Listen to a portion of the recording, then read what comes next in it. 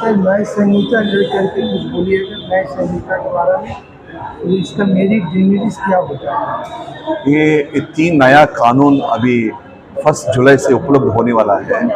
ये बहुत खतरनाक कानून है। ये खतरनाक इसके लिए है कि ये तीन कानून लाने का कारण क्या है, ऐसे करके हमको सोचना पड़ेगा।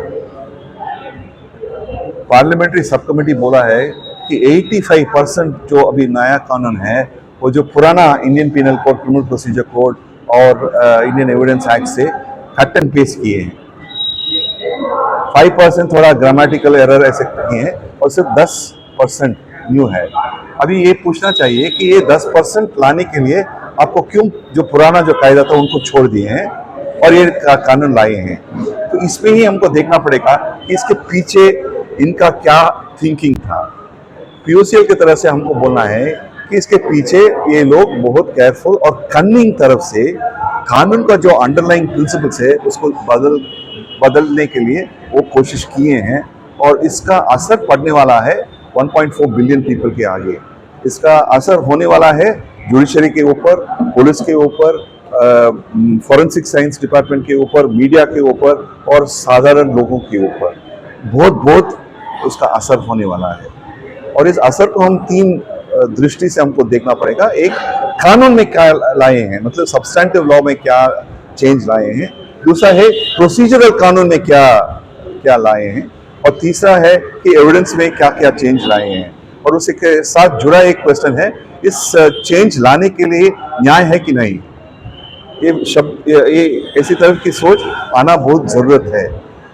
प्रैक्टिकल देखेंगे तो इस कानून को 13 दिसंबर को पास किया था पार्लियामेंट में, जिस टाइम 146 एमपी सस्पेंड हुए थे और बहुत सारे ऑपोजिशन पार्टीज अंदर नहीं आ रहे थे, तो डिस्कशन नहीं हुआ। एक दूसरा कि उस टाइम पे उन्होंने उनका मेजॉरिटी का उपयोग करके उसको पास कर दिए।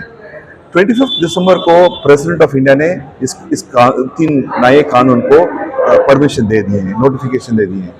उसके बाद क्या हुआ कि 16 मार्च को इलेक्शन कमीशन ने इलेक्शन का चुनाव का तारीख बोल दिया है कि 19 अप्रैल से 1 जून तक इलेक्शंस होगा पूरा देश में। उस दिन इस कानून उपलब्ध करने के लिए नोटिफिकेशन आया नहीं था। ये तारीख हमको समझना बहुत जरूरत है। 16 मार्च को इलेक्शन कमीशन का डेट्स आ गया। एक हफ्ते के बाद 23 मार्च 2024 के गवर्नमेंट ऑफ इंडिया ने नोटिफाई किया कि ये 1 जुलाई से इस कानून उपलब्ध होगा।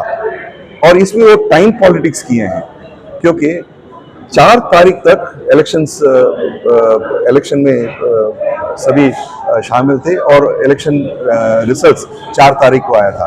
तो 16 मार्च से 4 जून तक पुलिस लोग, एडमिनिस्ट्रेशन लोग, पॉलिटिकल पार्टी लोग, पॉलिटिकल एक्टिविस्ट लोग, वो सब चुनाव के पीछे पड़ गए थे, तो इस कानून को पढ़ने के लिए टाइम नहीं था। तो 5 जून के बाद ही इस कानून के बारे में लोगों को मालूम हुआ कि सिर्फ अभी 26 डेज है और इस 26 डेज में इस पूरा कंट्री का फेट बदलने जैसे ये 3 कानून ला रहे हैं। तो इस कानून को सब लोगों को एजुकेट करना है, जुडिशरी को करना है, पुलिस को करना है, प्रिजन स्टाफ को करना है, फॉरेंसिक साइंस स्टाफ को करना है, डॉक्टर्स को करना है, मेडिकल हॉस्पिटल्स को करना है, लॉ कॉलेज में करना है, मीडिया को करना है, ऐसी तरह की बहुत सारे और एडवोकेट्स।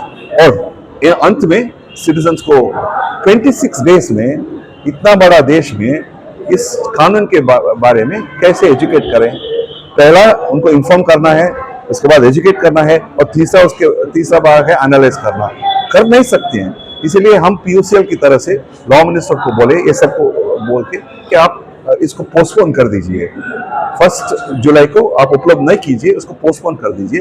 और पोस्टपोन करने के बाद नेशनल डिस्कशन होना बहुत जरूरत है। आप लीगली एक कानून क्यों नहीं चाहिए ऐसे आप पूछेंगे तो 3 कारण बोल सकते हैं। एक है कि आज साधारण जो डेमोक्रेटिक एक्टिविटीज को है, उस डेमोक्रेटिक एक्टिविटीज को उन्हें क्रिमिनलाइज किए हैं और कानून को वेपन जैसे, लीगल वेपन जैसे उपयोग कर रहे हैं इस बीजेपी का सरकार। तो इंग्लिश में बताएंगे तो criminalizing democratic behavior and democratic action and weaponizing the law. ये पहला आपके मन में रखना पड़ेगा. अभी तक बेसिक प्रिंसिपल है कि you are innocent till proved guilty. ये अपना कॉन्सेप्ट का, अपना क्रिमिनल जस्टिस सिस्टम का बेसिक प्रिंसिपल है. इसको ख़त्म कर दिए हैं क्योंकि जो भी अरेस्टेड आदमी है उसको हैंडकफ करके कहाँ भी ले सकते हैं. इसी तरह के कारण से बहुत सारा साइकोलॉजिकल, इमोशनल, फैमिली प्रेशर होने वाला है. दूसरा है कि जो अरेस्टेड लोगों का नाम डिजिटल मीडिया में दे सकते हैं. इसका परिणाम क्या होगा?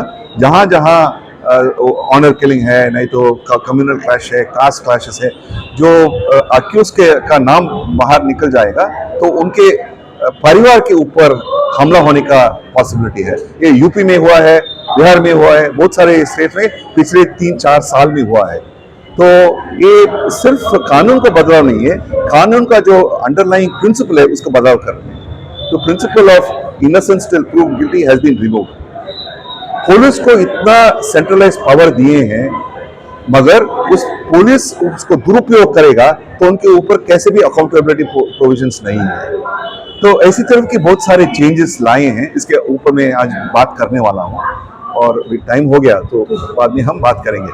मगर ये जो कानून का चेंजेस लाए हैं, एक क्रिमिनल जस्टिस सिस्टम का वेरी फाउंडेशन को डिस्ट्रॉय करने वाला है और इसका असर सबके ऊपर होने वाला है. इसका वेलकम कर रहे हैं एक ही ग्रुप, पुलिस, क्योंकि पुलिस के हाथ में इतना पावर सेंट्रलाइज हुए हैं.